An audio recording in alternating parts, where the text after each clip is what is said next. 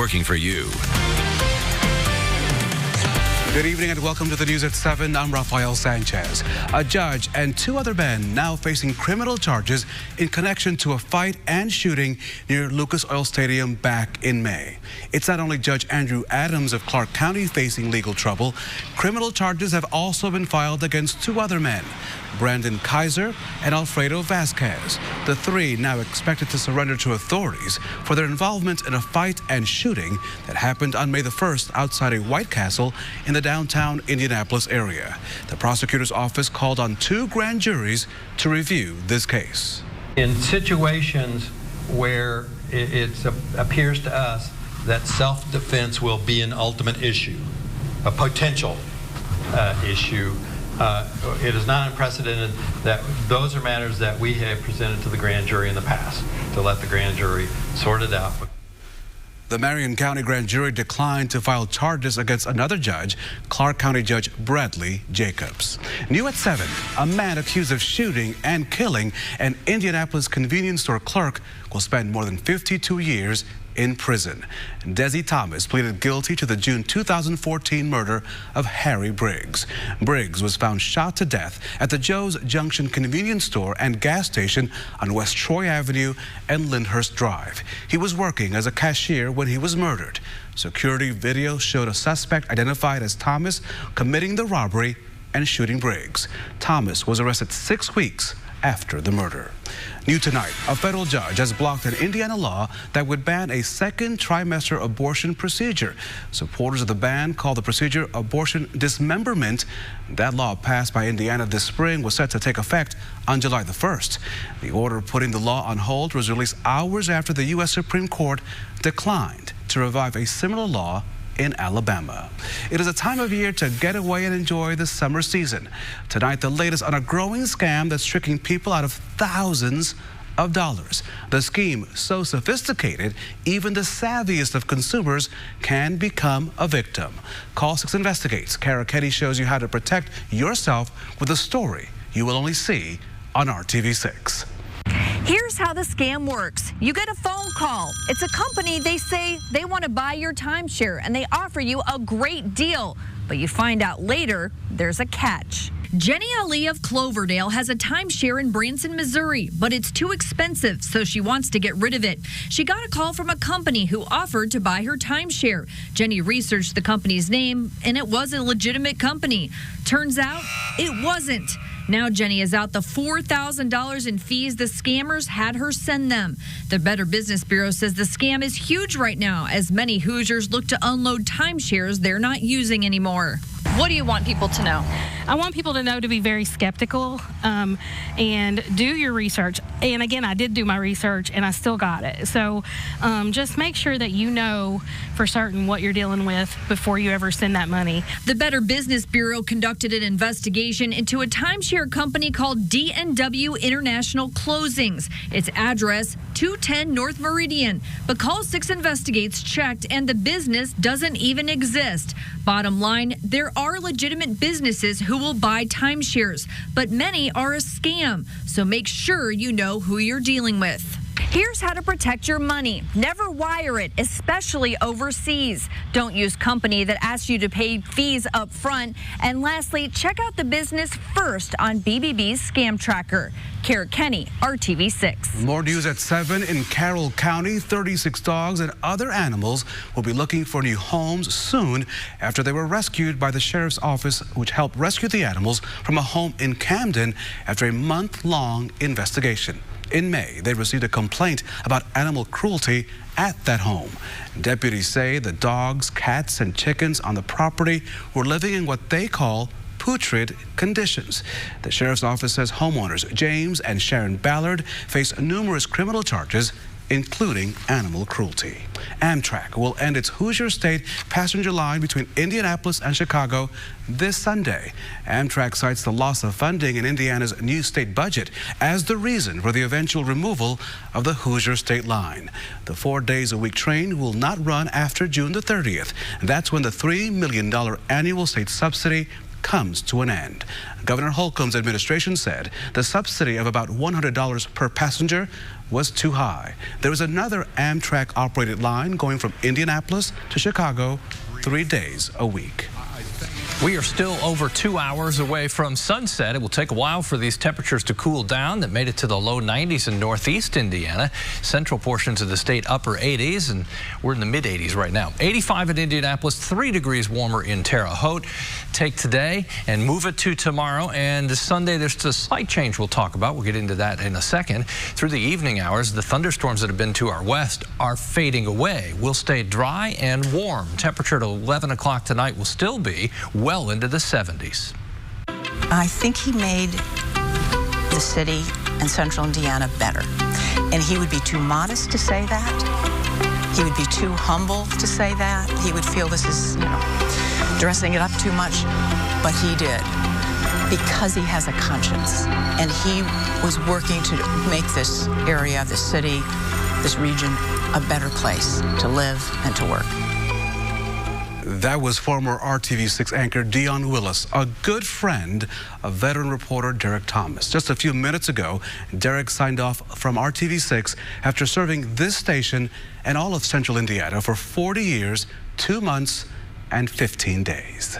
Derek Thomas for the news, Channel 6. Derek Thomas for the news, Channel 6. That was the signature sign-off for Derek Thomas for years. The man for the news began his career at RTV6 back in 1979. He filed more than 12,000 stories over his 40 years at Channel 6. Tonight on the News at 6, he told his viewers, as part of his farewell, he shared his gratitude. With all due respect to my bosses, I never work for them. I work for you, the viewer. I respected you, I trusted you, and I did my best for you. It's great. Thank you. Goodbye. He's a great guy. 40 years is a testament to his loyalty and his commitment to his craft. And Derek has received well wishes from all across central Indiana today and over the past few weeks, including this one from the Indianapolis Association of Black Journalists. I'm Steve Jefferson, president of the Indianapolis Association of Black Journalists. On behalf of all of the journalists and public relations specialists here in Indianapolis, we want to congratulate you, Derek Thomas, on more than 40 years reporting here at RTV6. And we'd like to present you with this plaque.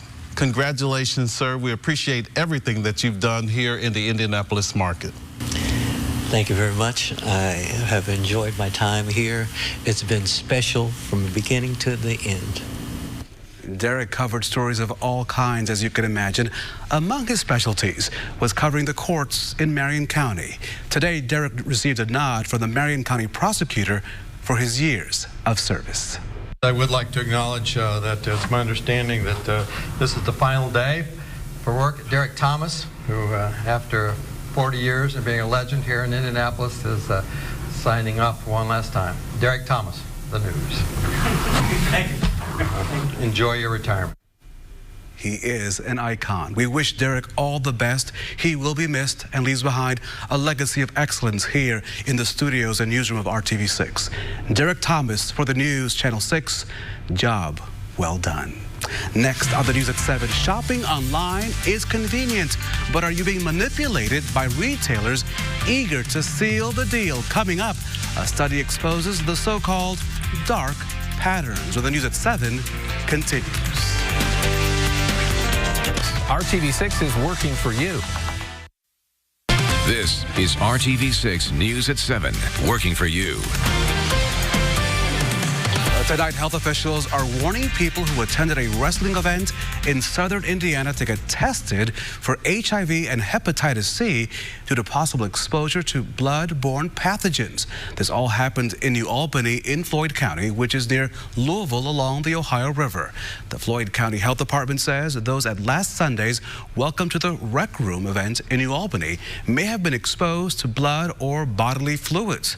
The News and Tribune newspaper reports that a complaint from someone who attended triggered that warning. The event's co-promoter, John Glenn, says wrestlers are tested regularly. The California State Assembly has passed a bill banning employers from discriminating against people with natural hair. The Crown Act would be the first statewide ban on natural hair discrimination. The bill says workplace policies can be unfair to African Americans. The bill's sponsor says there are too many reports of black children humiliated because of their natural hair. The bill will go to the governor to be signed. Baby Popeye, the sailor man, was onto something. A new study says a chemical in spinach is basically a steroid. Researchers studied 46 men for 10 weeks. They took either a placebo or a supplement of the chemical equivalent to eating 8.8 pounds of spinach. They all did the same workouts. The ones who took the supplement built more muscle. Now, because of that, researchers want the World Anti-Doping Authority to consider adding the chemical to the list of banned substances. Online shoppers, beware of what's called the dark patterns. And that's how Princeton University researchers label what they call dirty tricks used by retailers to make you buy stuff. Researchers studied 11,000 websites and they found more than 1,800 dark patterns. A couple of examples: countdowns that say prices are minutes from going up, and messages that say things like, Tom in Florida just saved $400. We probably don't have to tell you Tom does not exist, and he did not just save $400. Researchers say they've identified about 15 different types of dark patterns. Take a look at this. Some baggage fees continue to be a big money maker for the airlines. U.S. Airlines raked in $1.3 billion in baggage fees in the first quarter of 2019 compared to $1.1 billion during the same period last year. This all according to the Department of Transportation data. Airline baggage fees have been on the rise, with 4 major U.S. airlines increasing those fees last year. By the way, American Airlines made the most money off of baggage fees. Southwest made the list. This story will create a lot of fireworks for people who like to go to concerts. You can get tickets for $25 or less to more than 30 different shows in the Indianapolis area during the Live Nation's 4th of July Ticket Explosion event. So good luck. Those ticket sales start Monday at 10. You have until July the 8th to cash in on that deal. The shows take place at the major local venues: the Ruoff Mortgage Center Music Center, the Farm Bureau Insurance Lawn at White River State Park, and the Old National Center. See a full list of participating shows and purchase tickets by visiting the Ticket Explosion website. Good luck. We have a link on our website, theindychannel.com. Temperature explosion. Not quite. We'll keep it under control around 90 degrees. We can certainly handle that as we move into July. We'll have your July 4th forecast here coming up. Average temperatures are creeping up toward 86, which would be the warmest average high that we have as we go through the weekend and early next week. Model of consistency with highs around 90. Rain chances low. They'll come back up in the middle of next week, though, ahead of the 4th of July. Keep that in mind. But for now, we're dry. As far as that humidity, while you feel that immediately as soon as you step outside, kind of surrounds you, that will combine with the temperatures to make it feel like the mid-90s and in some cases warmer. All indications point toward Monday as being the most uncomfortable day. The warmest afternoon high temperature combined with high humidity give us a heat index value of around 97 degrees. As you look at Monday, there's your predicted high at 91. Factor in the humidity, that pushes it into the upper 90s early next week. I show you the radar. Nothing happening within the Hoosier State. They had an area of thunderstorms over in Illinois that's faded away. There's still some thunderstorms around St. Louis. For us, I think any chance for thunderstorms will hold off until we get to the afternoon hours on Sunday. More likely after 1 o'clock through sunset. These will be isolated. Most of us will not have any interruption to our weekend plans. Upper 80s for afternoon highs. Overnight low temperatures don't cool off much, right around 70 degrees, what we expect. As you look at the weekend forecast, temperatures tomorrow and Sunday won't change much. Nice little breeze out of the southwest, and occasional cloud cover dims the sunshine a little bit to give you a break from some of that direct sunshine. Temperatures all across central Indiana close to 90 degrees. No runaway spots. We'll all have dry conditions during the day tomorrow. Sunday, if the thunderstorms develop, that will impact some of the afternoon highs. It's all during the peak heating hours when some of these will pop up. 7 o'clock in the morning, just some mid to high level clouds. 1 to about 4. You begin to see a little line showing up in Illinois. This should fade, though, as it drops to the south and east. May hold together enough that a few of us have a shower or thunderstorm Sunday afternoon into the evening hours. Monday, Tuesday, still at 90 or above. What increases will be our chance for thunderstorms Wednesday. And as our chance for thunderstorms comes up, temperatures will move back down at least a little bit, back into the middle to upper 80s. You notice a 40% chance of thunderstorms on the 4th of July. Of course, you've got the tradition of Victory Field fireworks after the Indians game, and then the downtown fireworks and in your communities as well. So I think overall we'll just have to keep an eye on the thunderstorms. An exciting time for festivals and fireworks. We'll see what happens next week. Have a good weekend. Thank you, Kevin. Coming up in Hiring Hoosiers, organizations targeting young adults disengaged from school and the workforce. How they're changing mindsets and skills with the news at 7 continues. Are you ready to jump into the Shark Tank? Not this one, the TV show. It's coming to Indianapolis on Tuesday, July the 16th at the Indianapolis Motor Speedway. The gates open at 6 a.m. Wristbands are distributed at 9, and the interviews, they begin at 10. We have more information on how to fill out that application to be on the show on the IndyChannel.com as well as the RTV6 app. IndyZoo.com.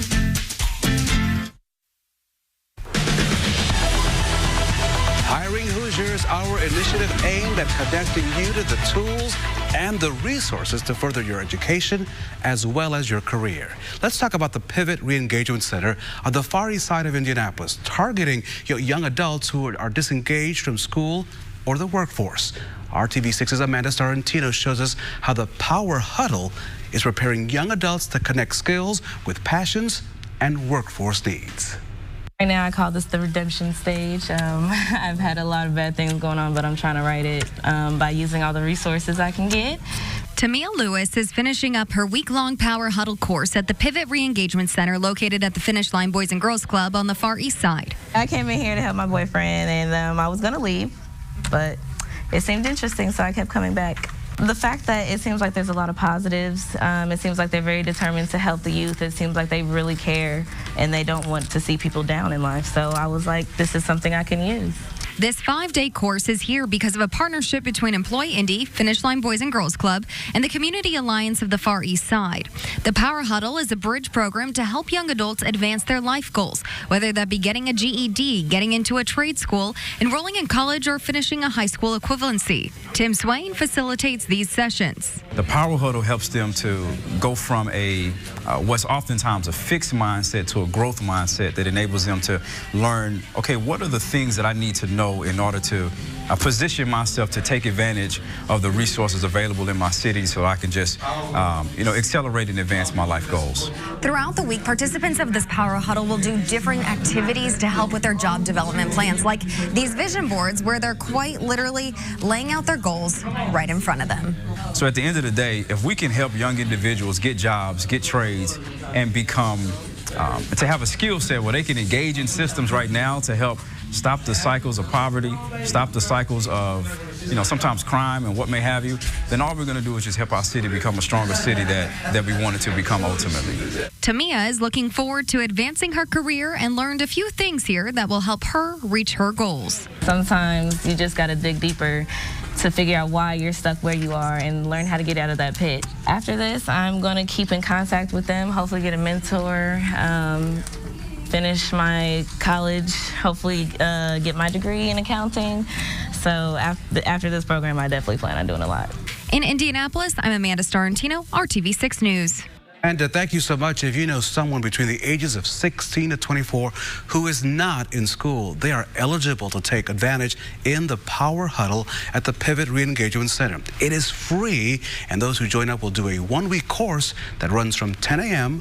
to noon. For more information on how to get involved, head to our website, hiringhoosiers.com. We'll be right back. Only at Zaxby's. Have you ever wondered how to apply for a job with the U.S. Postal Service? You can get assistance this weekend, the Postal Service will host a job fair at the Columbus Post Office on Jackson Street between tomorrow from 10 a.m. to 2 p.m. Postal employees will be on hand with information on completing applications and will also show videos that describe jobs in the Postal Service. Good luck with that again from 10 to 2 there in Bartholomew County. All the best of luck on that. Kevin? Columbus, one of many spots tomorrow that will be close to 90. It is 90 degrees right now in Kokomo. Columbus at 88. Other temperatures in the upper 80s. During the evening hours, we'll only cool to 77 at 11 o'clock. Clouds will begin to fade away, and the 7-day forecast, a subtle change arrives next week. Temperatures will slowly cool back down and rain chances will come back up. Kevin, thank you so much, and thank you for making RTV6 your choice for news. Congratulations again to our colleague Derek Thomas on 40 years of excellence. The news at 11 tonight. We'll see you tonight.